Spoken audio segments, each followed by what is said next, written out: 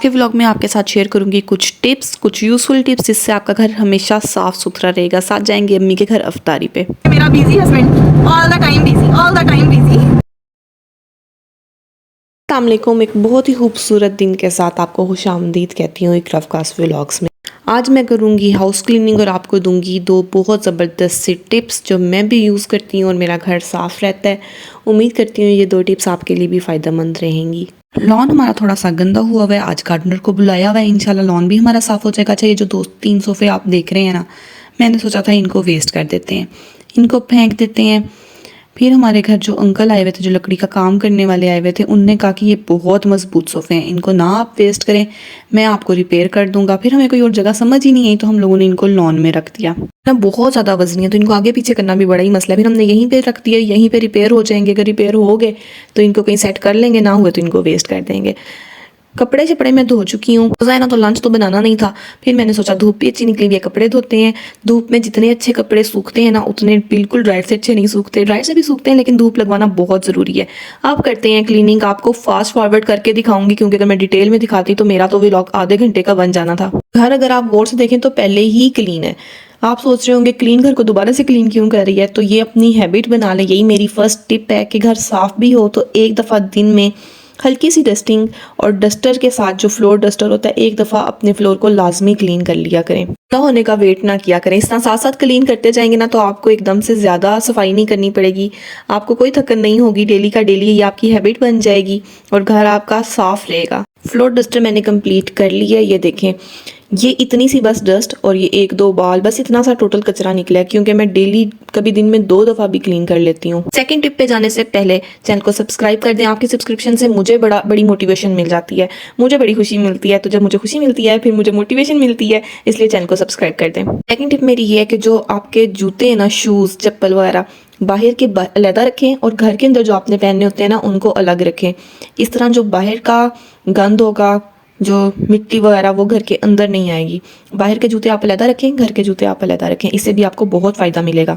Third tip मेरी ये है कि जब आपके बच्चे थोड़े से बड़ी एज के हो जाए ना, जिस तरह शामिर है, शामिर माशाल्लाह 8 साल का है, उसको सेल्फ क्लीनिंग के साथ साथ हाउस क्लीनिंग का भी तरीका सिखाएं कि बेटा जब आपने कुछ खाना पीना है तो अपने बर्तन आपने किचन में रख के आने हैं। ये ब्लैंकेट इतना वजनी है ना, इसको सेट करने में मेरी तो बस हो गई। अब मैं 2 मिनट सांस ले लूँ। बच्चों में ये हैबिट डेवलप करना बहुत ज़रूरी है कि खुद के साथ साथ जैसे आप सुबह उठ के फेस क्लीन करते हैं, ब्रश करते हैं, इसी तरह घर को साफ रखना भी बहुत ज़रूरी है। बातें करते करते बाहर गार्डनर भी आ गया, अब हमारा लॉन भी क्लियर हो जाएगा, साफ हो जाएगा। बच्चों को आप ये कुछ तौर तरीके सिखा देंगे ना, अब वो ज़माना नहीं है कि सिर्फ लड़कियों को ही सलीका सिखाना है, अब लड़कों को भी सलीका सिखाना बहुत ज़रूरी है। अगर आप ये तरीके बच्चों को सिखा देंगे ना तो आपकी ज़िंदगी बहुत आसान हो जाएगी। ये नहीं कह रही कि बच्चों से आपने पूरा घर साफ करवाना है, मैं बस ये कह रही हूँ कि बच्चों में इतनी सेंस डेवलप करनी है कि जो बर्तन है जिसमें वो खा पी रहे हैं वो किचन में रख दें, जो रैपर्स हैं वो डस्टबिन में फेंक दें, खेलने के बाद अपने टॉयज वो खुद संभालें। ये वॉल का काम अभी तक पेंडिंग है, रमज़ान है ना तो वो आदमी दोबारा आया ही नहीं, अब देखें कब आए। अब चलते हैं किचन की तरफ। लाइट मैंने ऑन कर दी है। अच्छा, वैसे मैं सहरी के बाद किचन समेट लेती हूँ, उधर से इफ्तारी के बाद और उधर से सहरी के बाद किचन में साथ साथ साफ कर लेती हूँ, लेकिन आज थोड़ी सहरी के बाद सुस्ती हो गई थी तो किचन समेटा नहीं है, तो उसकी हालत कुछ इस तरह से है। साथ जब ये बड़े बड़े बर्तन धोने वाले होते हैं ना तो पता नहीं क्यों मुझे थोड़ी सुस्ती हो जाती है। आज हम करते हैं किचन का सफाया, साथ साथ काम करूंगी, साथ साथ एक बात और आपसे शेयर करूंगी।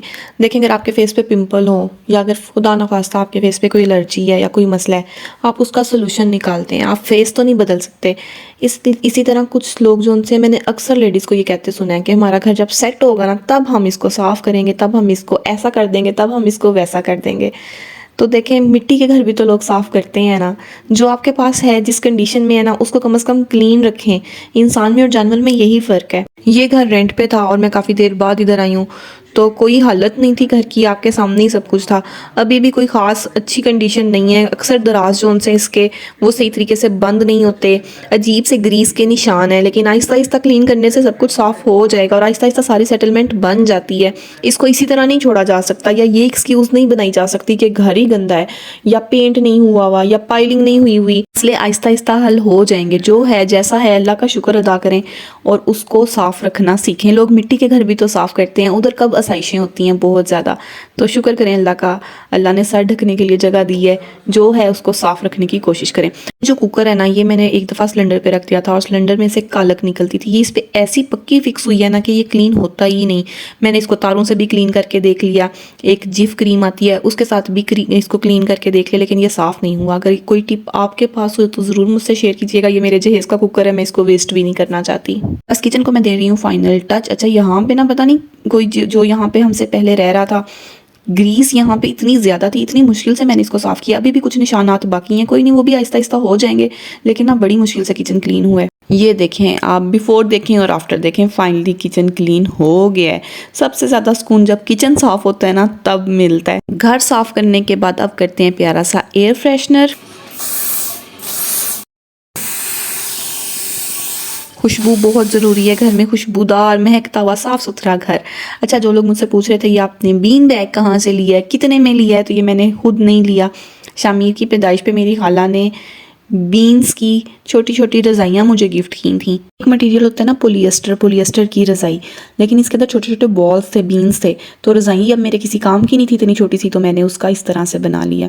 अब ये जो सामने वायर्स आपको नज़र आ रही हैं, ये कनेक्शन अभी अभी हुआ है, इसके लिए अब मैंने कोई चीज़ लेके आनी है कि ये सामने से छुप जाएँ। ये सामने इस तरह गुच्छा बहुत बुरा लगता है। शहर साफ़ करने के बाद अब मैं लेने लगी हूँ सुकून का सांस। शुक्र अल्हम्दुलिल्लाह घर साफ़ हो गया है। अब मैंने जाना है अम्मी के घर। मुझे बड़ा मज़ा आ रहा है, साफ़ सुथरा घर, ऐसा लगता है मैंने कुछ अचीव किया है।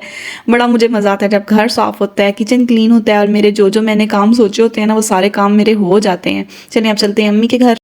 नहा धो के मैं तैयार श्यार हो गई हूँ। ये है मेरा फाइनल लुक। अम्मी की तरफ जाना था, कुछ ज़्यादा तो तैयार हुई नहीं। वैसे भी इफ्तारी में अब कम टाइम रहता जा रहा है ना, तो भूख लग गई है, भूख भी लगी हुई है और प्यास भी लगी हुई है।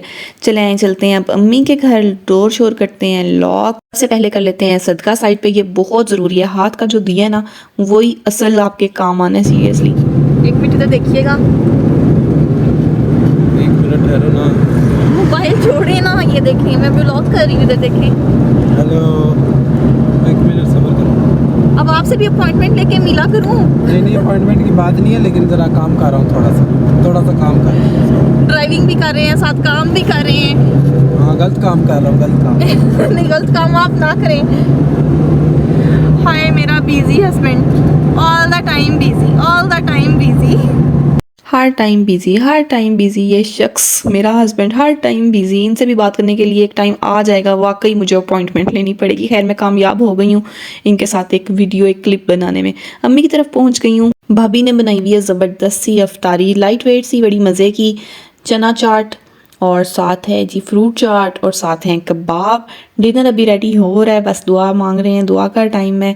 इस टाइम दिल खोल के दुआएं मांगा करें। मैं हर व्लॉग में कहती हूँ, आज फिर कह रही हूँ, इस टाइम की दुआएं कबूल होती हैं, इसलिए दिल खोल के मांगा करें, सबके लिए मांगा करें।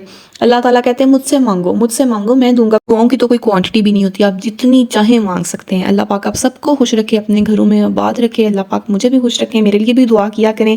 बस अब मैं करने लगी हूँ इफ्तारी। आज मुझे बहुत भूख लगी है।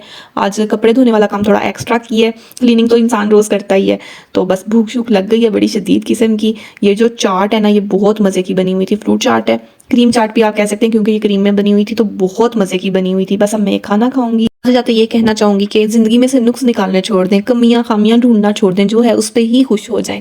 दुआओं में याद रखिएगा। अल्लाह हाफिज़।